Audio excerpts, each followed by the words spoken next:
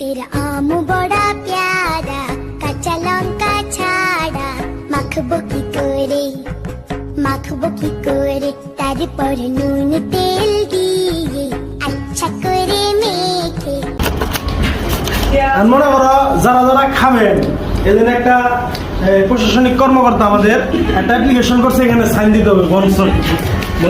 লেখা আছে 12 ধরনের জিনিস দিয়ে বানানো মিক্স ভর্তা খেয়ে আমি অসুস্থ হলে বা মারা গেলে তার জন্য কেউ দায়ী নয়। লঙ্কা ছাড়া মাখবো কি করে তারপর নুন তেল দিয়ে আচ্ছা করে মেখে খাবো কবে রে বড়ি তেরা আম বড়া